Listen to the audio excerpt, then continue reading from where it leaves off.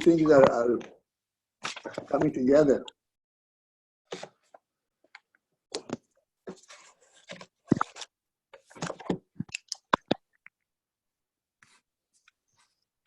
I want to start a little bit before, because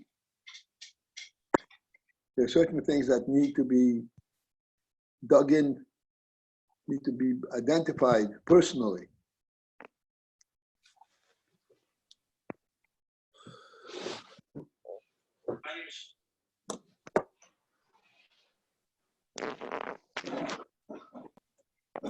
And we'll start on page Kuf Nun Hey, the bottom section. Actually, just about 6 lines from the bottom.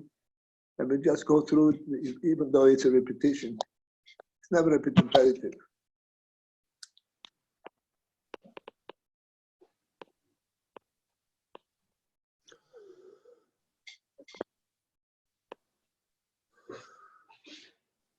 Ahava that the neshama has for Elokus is there all the time. Bitmidus. This is a point that needs to be reflected, because ahava is an action. An action, by definition, has a functional process. It begins and it goes on and then starts all over again. So it's not a timidus, it's not a constant. It's a constantly repetitive, but it's not constant. Constant is something that is stationary. So this ahava, we say, even though it's ahava, and yet it is there bitmidus. It's a constant.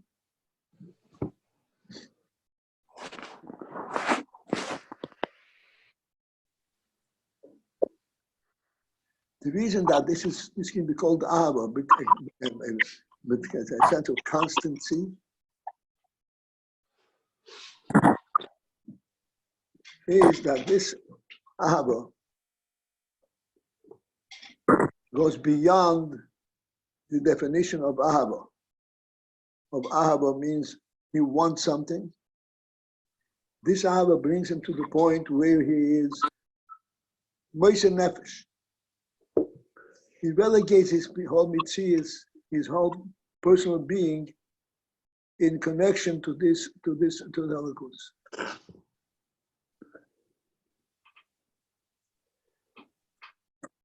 Thus, although it is correct to call it ahava, but it's a different kind of ahava. It's not an ahava that comes from a state of not having.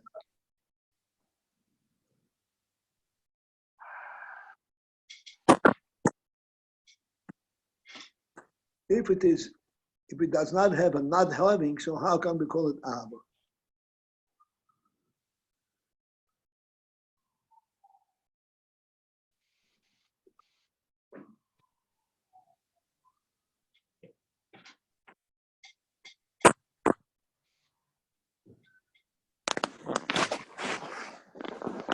So the principle that is explained in this is that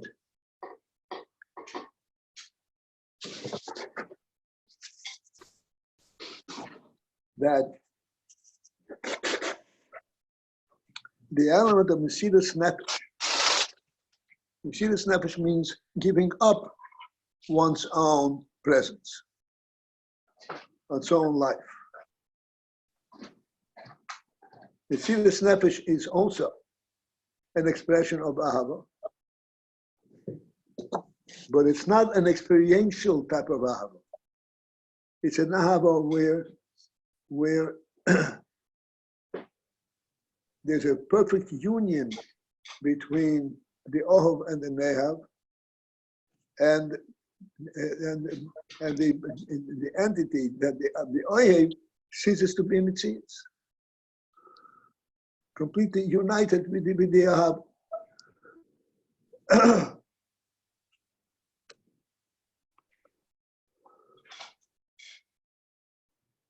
this is a unique type of a gift, Milmailo.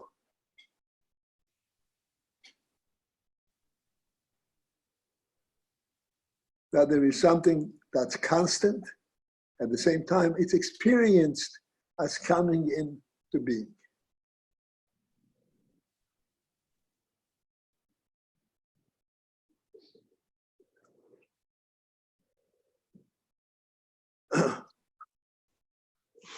And the experience aspect in it is the union of the Mesiras Nefesh.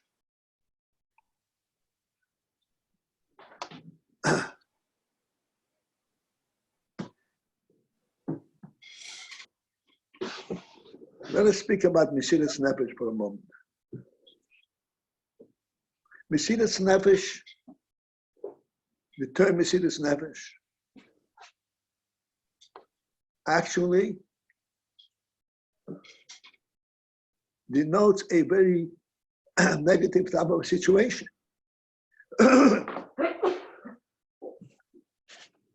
That there is something that interferes with the connection.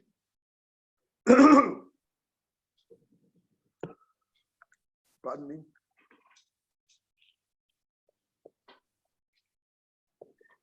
Something that interferes with the connection.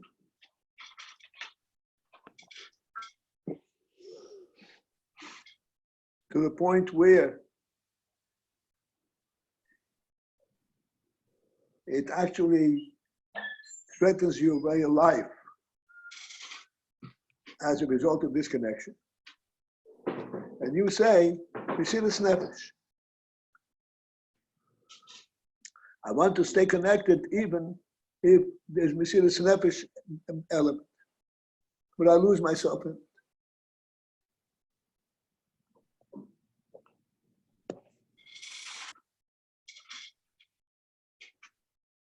So here is where we have an ahava,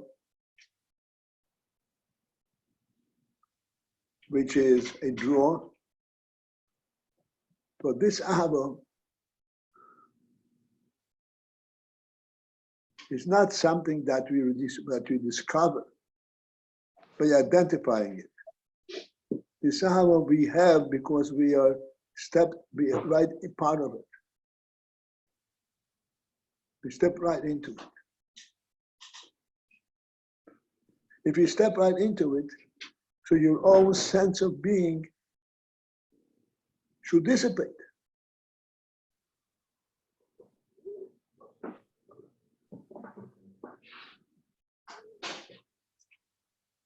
Like we always give a moshel. When you enter a house, you sense that you're entering the house. But once you're inside the house, you're no longer entering the house. You're part and parcel of the house. So the entry experience is no longer functional. Here in this hour, we have both the entry and the being part of it at the same time.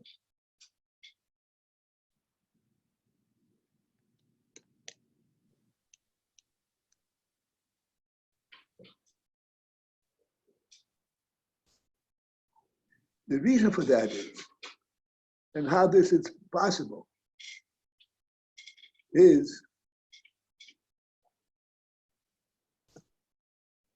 going back to the emotion of the house.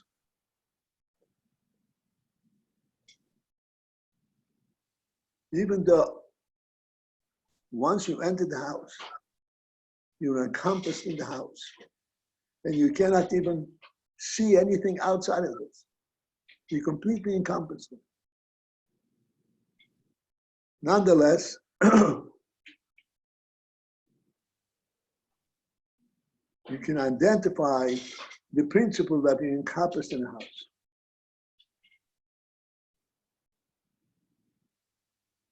The reason you can identify the principle and constantly encompassed in the house is that the very fact of being encompassed in the house is as a result of your own doing, you're stepping into the house. Even though it's way after the fact, nonetheless, it is something which is effectuated by your action. Whereas the ardus that is effectuated, that comes through ahava of atzmis v'neshama, even though you step into it, but the ahava itself is not effectuated by your stepping into it. Rather, it comes down on you and it gives you, it embraces you.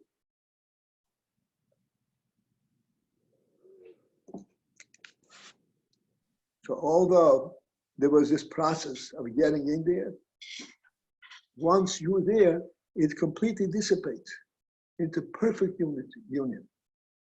Because now you're being encompassed and embraced by eloquence.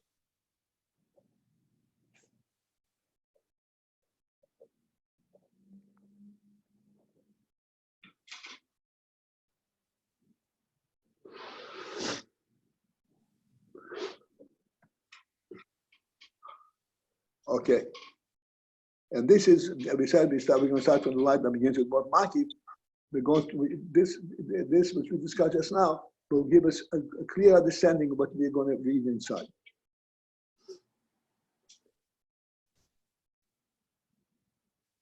Okay, in the middle of that line, the line begins with Maki. Yesh b'koyach kol echad v'echad miYisrael. It is within the b'koyach. And we already explained that the word b'koyach does not mean the ability. B'koyach means where the essence of the person is. Let me explain how this fits into this word b'koyach.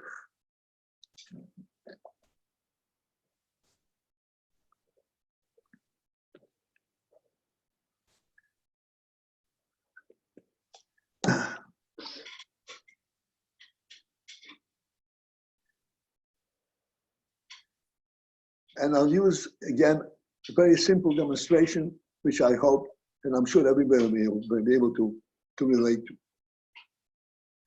We have seichel, the finest of the koiches that we have. And in seichel, we are all the time learning something that we didn't know yesterday. We're constantly acquiring new knowledge.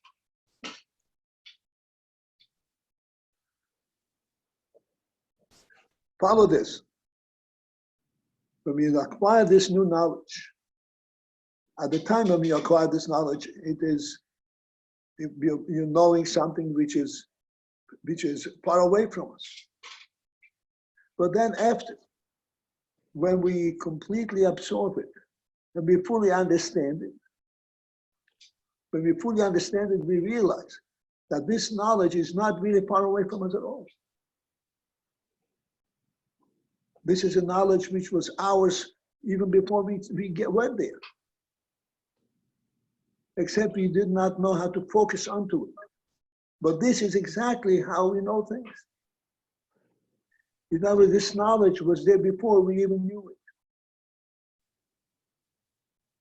This is the principle of true knowledge.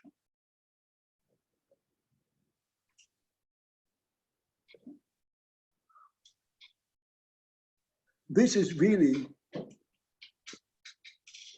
the phenomenal gift of seichel. And let me put it in perspective. We have what we call seichel chitzoni, superficial seichel. Seichel that you know things only by proof.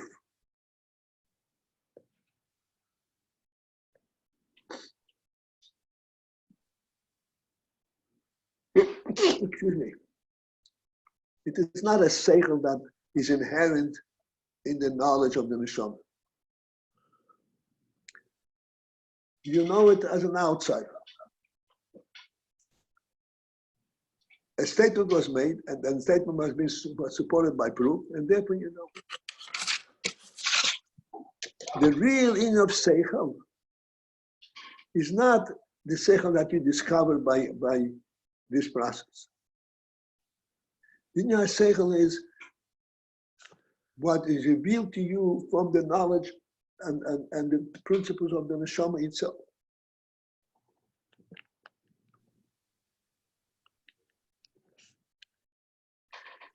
Again, we always give the simplest of illustrations.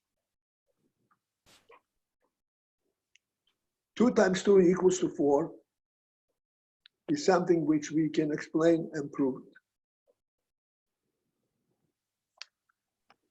But once we understand this, we cannot possibly imagine things being different than that. In other words, at the point where we know it like we already knew it. That it's not possible to know it, not to know it. Because we then relating to a truth beyond knowledge. Knowledge means something that you define, that you identify, and you discover. It's not a discoverable thing.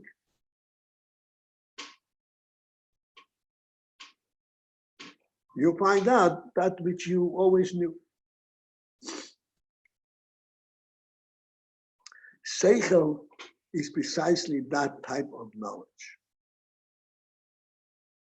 Real seichel of the nefesh is, you know that which the nefesh knows inherently. Except to you, it comes from the process of seichel.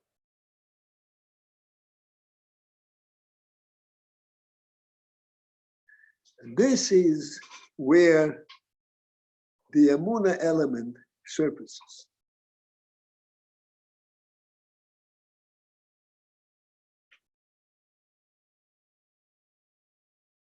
Emunah means something that is unchallengeable. It's steadfast, and yet it's steadfast, and yet it's something that's known.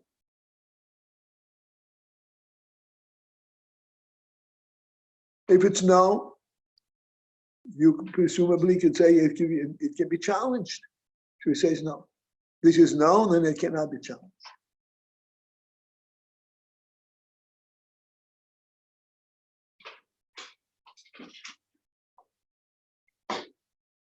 Because what we know there is not how you found out about it. What you know is how you knew before you even started. So knowledge in this case means you're discovering what the neshama knew before, not how you discovered in the world. That's called emunah.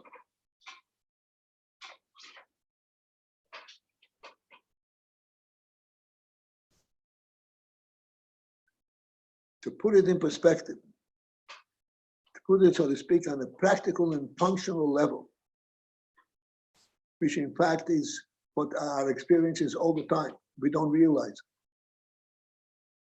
When we learn something in Chassidus, or a sword in the Torah,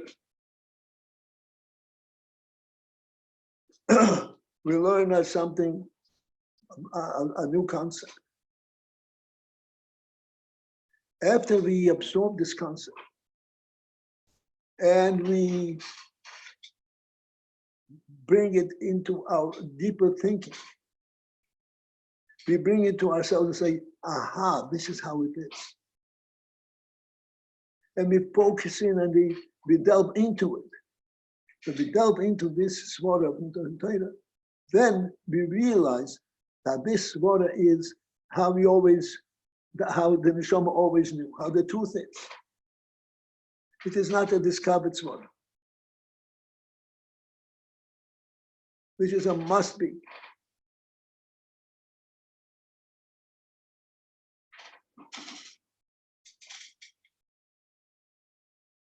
So here we have a joining of a practical and functional level, how that's really representing the essential level.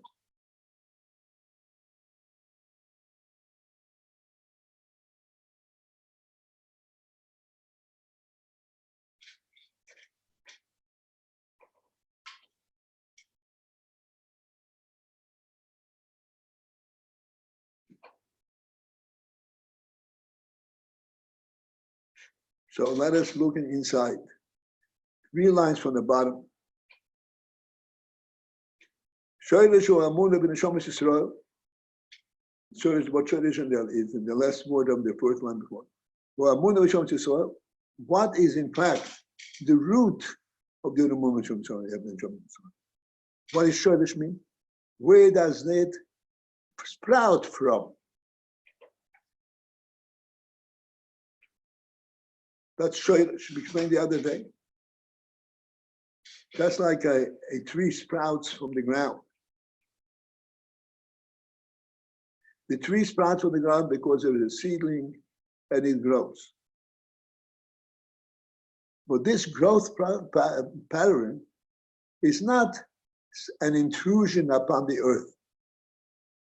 You put a seedling and the earth has no choice but to support the seedling. That is not the truth of a growth on the earth. When you put a seedling into the ground accepts it. It welcomes it.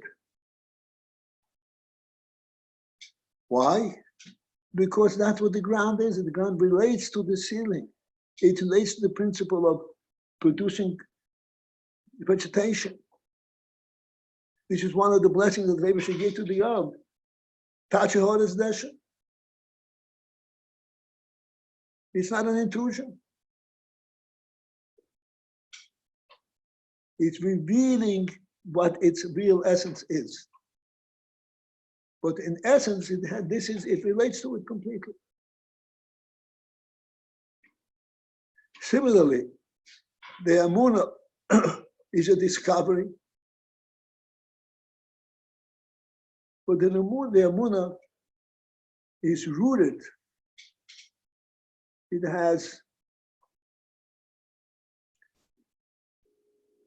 is present before it's discovered.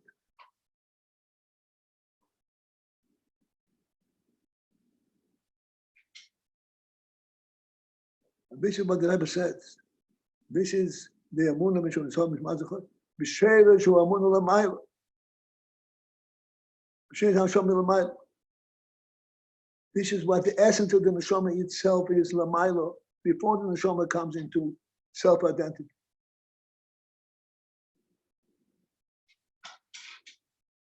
The iskashruso be'elokus, where the binding of the neshama with elokus, who is, what affects this iskashrus? Again, here we have to focus in on the word. Iskashrus means something bound up. Binding alludes to 2 things being bound together.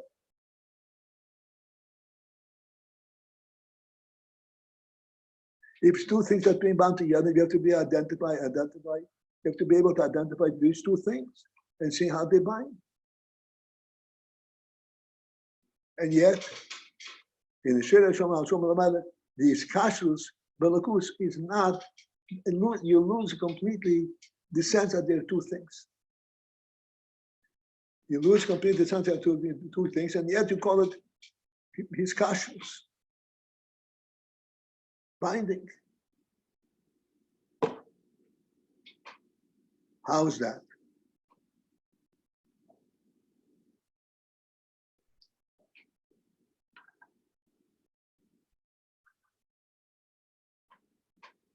What?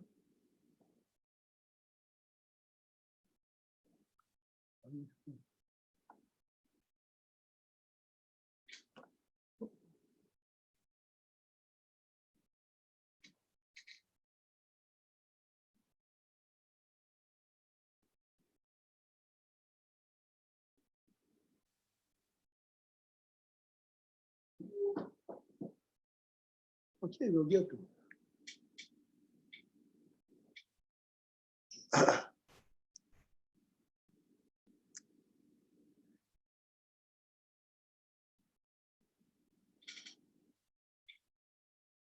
The iskashus in the Shalom Telakus. It's called hiskashus.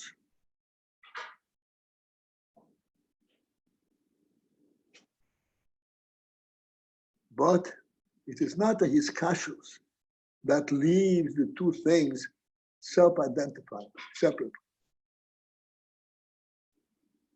It is mishum de mazle chosi. This hiskashus is not due to discovery at this point. The discussions is due to it, seeing it before it came into being.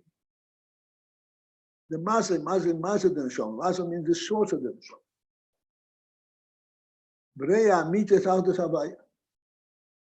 We are two lines on the bottom. And therefore he sees the truth of Aldous Havaya. We spoke about the principle, but he sees Aldous Havaya. Aldous Havaya is the principle that when he knows about Elokus, he does not know about Elokus as something that could be with and without. No, it's Aldous Havaya, the perfect unity that's in Elokus. Being from Elokus is actually encompasses everything that there is. It unifies everything together.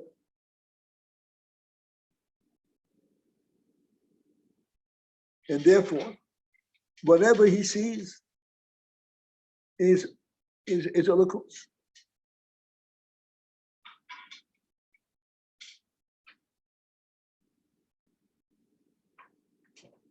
So he sees all kinds of things. He sees all the things in the world. At the same time, he sees them as they one with Elokus.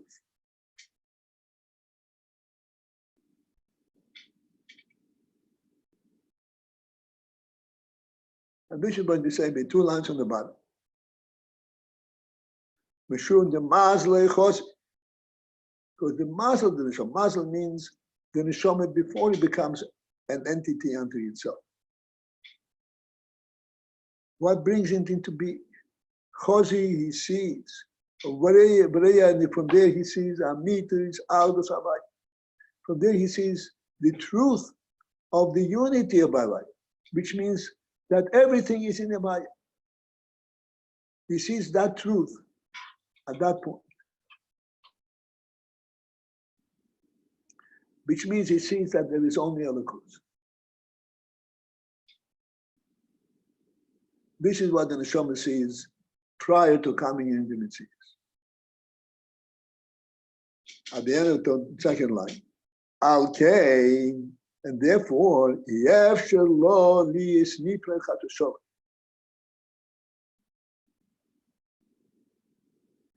Therefore, it's impossible for the Neshama to be nifre, to be separated chatushov. Why not? Because it sees the truth of its unity. It sees how this encompasses everything. Therefore, to be separate is impossible.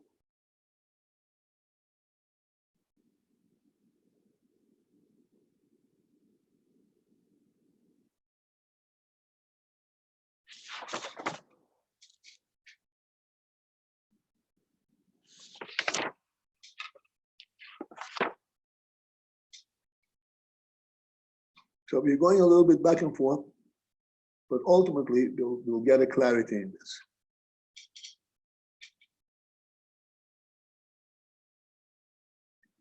The difficulty that we have over here, that we have to eventually overcome, is that we say it's a perfect union. At the same time, we say it's a binding. A binding means it's not a perfect union, it's a connecting.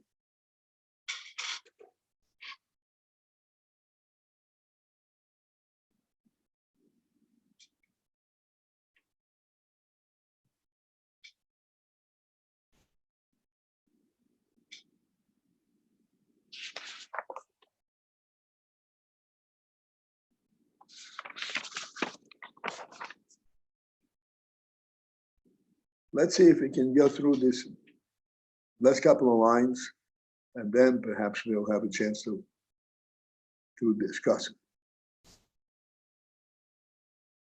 Again, the difficulty that we're encountering here, that's why we're going in circles, is that on the one hand we're saying it's a perfect union, on the other hand we say it's a union between two things. Neshomash amushas and olokos.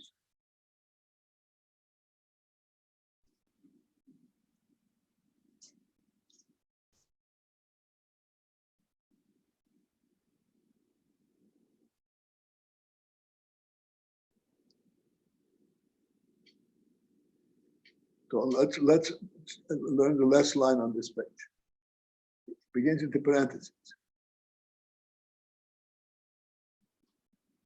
V'tzorech lema. V'tzorech lema. The Rebbe says we have to say.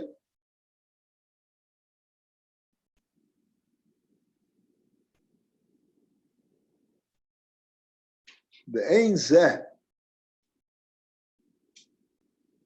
That this mazle chosi, the neshama sees the truth, is not representing inyan, the principle of yiskashos atzmos and neshama atzmos ein.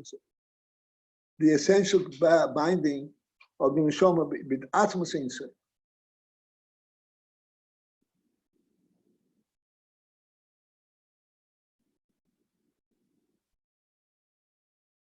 We are not talking about that binding. Shezehu, where this binding, mipnei mushroshim be'atzmos. This binding is due to the fact that the mushroshim be'atzmos are there, rooted in atzmos. This is where they're coming from.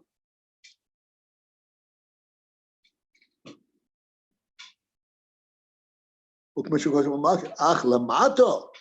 when it comes down here below, when the neshama comes down to being a neshama, and then ultimately be mislavish in adu, arei ze bo b'bchinas emuno.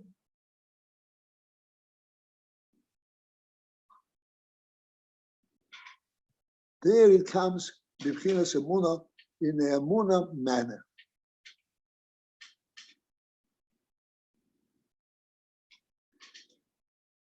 What is the b'chinas emuna? What does that say?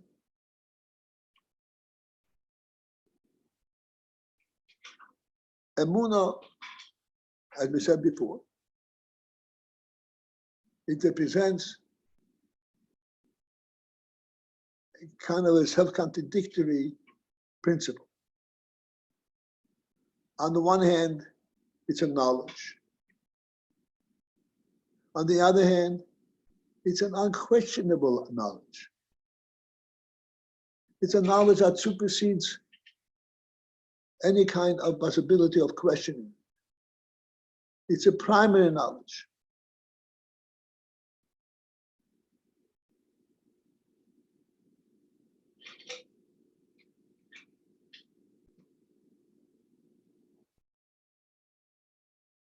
So when it comes down into Emunah, it already contains this, so to speak, contradictory, self-contradictory truth. I know it, but it's beyond knowledge. I know that which is true before any knowledge. We're going into parentheses. It explains elsewhere the teikev ha'amuna pshuta sheb'neshamas Yisrael. We already learned this before. That the teikev ha'amuna pshuta, the steadfastness of the Amunah Pshuta, the simple Amunah in Neshamas Yisrael, who is Mishum the Mazle Chosi. It is due to the fact Mazle Chosi that the Mazle of the Neshama, means he sees before the Neshama comes into being, he sees this too. Sheroi Shaharei Reya Amitis Adol. Since that he sees Amitis Adol, we already discussed. Amitis Adol means the truth as it is prior to becoming Metzius, in its source. Okay. All this we already learned, but now we go a little further. Create Shlema. The third line on Kuf Non Ho. V'yesh loima. We have to actually say the sheirish ha'amuna, that the root of the amuna ha'oid l'mayla mibchinas mazel. The root of amuna is even higher than the bechina, than the aspect of mazel. Okay. Mazel means that which you see, but the neshama sees l'mayla before it comes into the things. The root of the amuna that a yid has in the lakus, the shoylish, the root.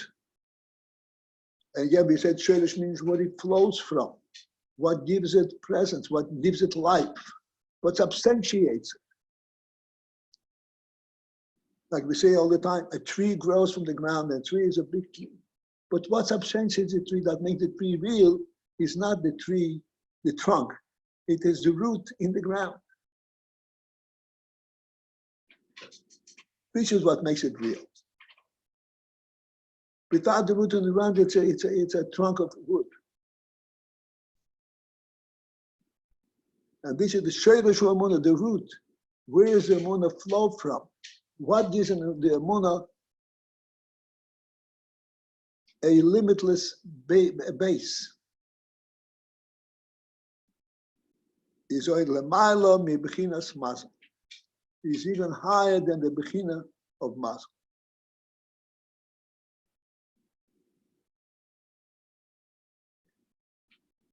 What was Mazel? Mazel, we said Mazel, this is the source of the neshama. How the neshama observes and sees a lakus before it becomes a metzius in the world. How it sees a lakus before it becomes a metzius in the world. This is Mazel.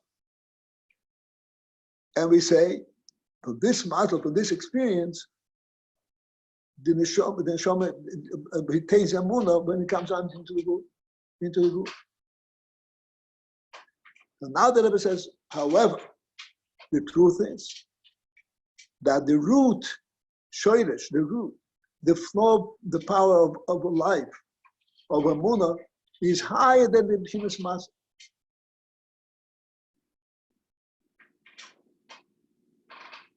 Because Mazel, we say, is a roya you see, and this is even higher than the sighting of a Mazel. The Rebbe explained. Shaharei b'riyo, since that inside, yesh gam ken chilukim madrigas. Inside there is also different madrigas.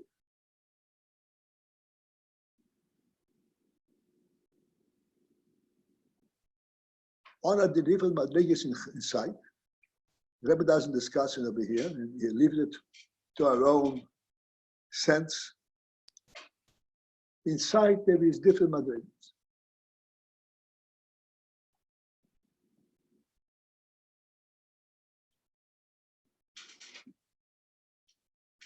We can just engage in this statement for a moment so that we can go further. What are the different madrigas inside?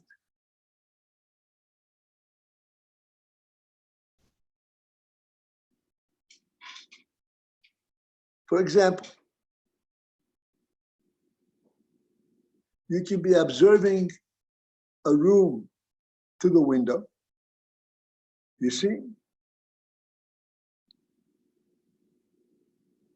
You can be observing a room by stepping inside. Also, you see,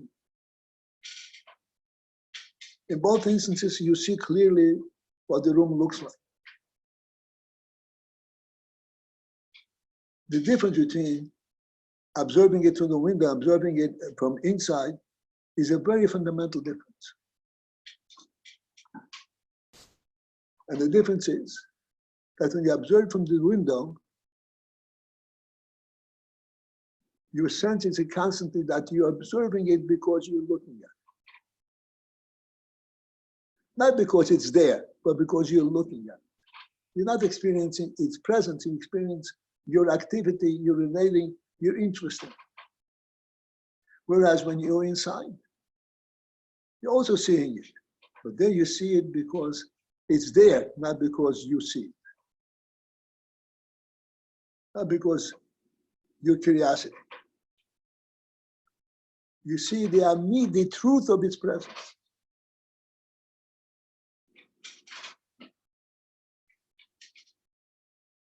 And this is what the Rebbe says.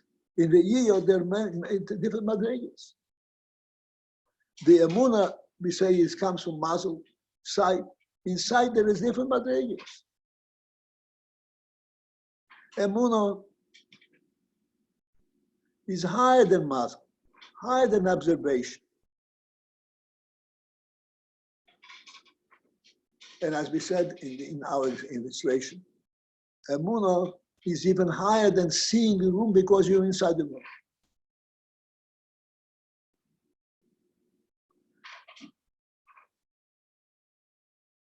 Being inside the room, it gives you the sight of the room as a factual reality. Nonetheless, there is still the sighting it. Emunah is even higher than that sighting.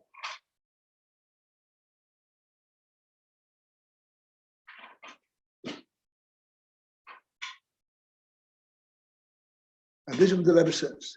In sighting, there are different madrigas. But look inside the end of the fourth line. Inside it, in Mazel, there are different madrigas. Mashe came ho emunah. Whereas emunah is different. And what's emunah different? Harei zeh b'kulam b'shover. By all neshamas. All neshamas. The emunah is all by all neshamas b'shover. Equal. Like we said, you can be inside, you can see it. But anything that you see, even if you see it, there's a different way to see it. Emunah is equal by your neshama. How can it be? How can an experience be equal by all? One is more sensitive to what he sees. One is more intelligent and more interested in what he sees. How can it be? How can a sighting be equal by all? And yet we say Emunah is b'kula b'shov. So we'll explain in a moment. But this is, since we're saying that Emunah is b'kula b'shov is equal by all, therefore we say that Emunah is really higher than the mazel shel. Emunah has not come to a yid as a result of any kind of activity, even at the level of sight. Mazel. Why do we say that? We say that since that we see that emunah is absolutely equal by all. We have to stop for a moment and reflect on this. Can you imagine what the Rebbe is saying? A tzaddik gomer has emunah. One has never seen anything else. Who grew up in perfect purity.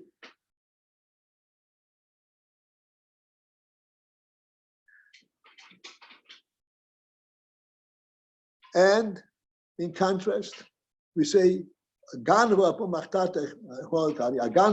is trying to break into a house. He has Hashem's help because he has emunah. This ganav has emunah, and the tzaddik gomer has emunah. Think about it. And we say b'kula b'shover. The emunah is equal by both. How can you say that?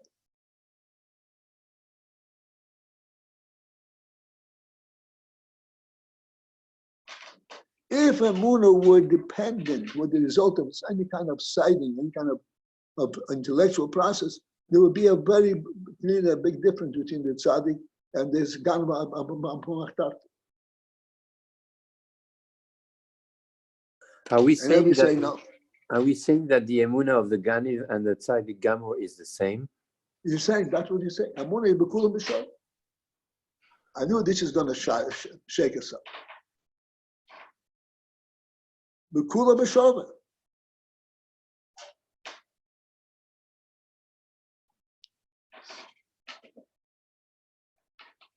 Okay, here is the point of this whole discussion. Lefi, because shenimshach madrego aliyena yeseh. It is because the neshama is nimshach, draws, is the effect, is the result of the presence of a higher madrega yet than even sight.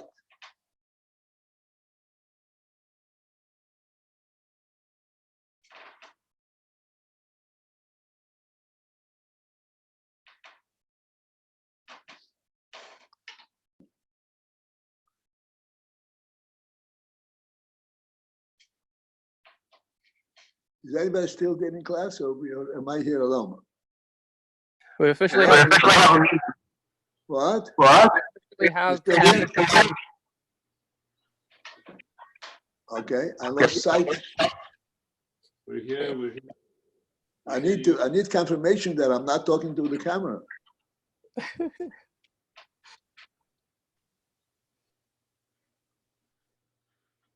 All right. This is what I was waiting for, to be able to make this statement. And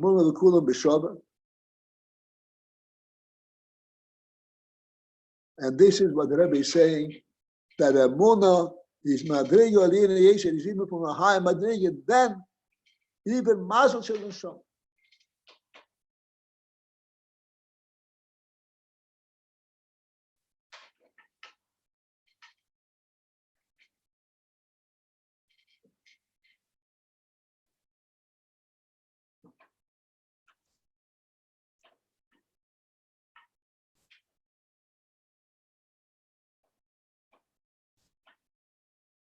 So we shall see how the Rebbe explains it, but just want to put in a little dig.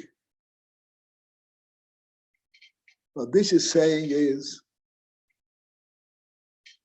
that in Emunah, it is not Emunah comes from sense of Elokus. It is the presence of Elokus itself in the Neshama.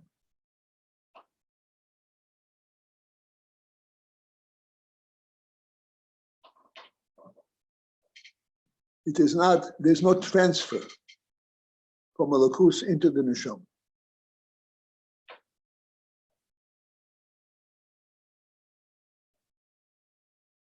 It is not that the Neshama is rooted in there, but this is a spark of Elokus in the Neshama itself.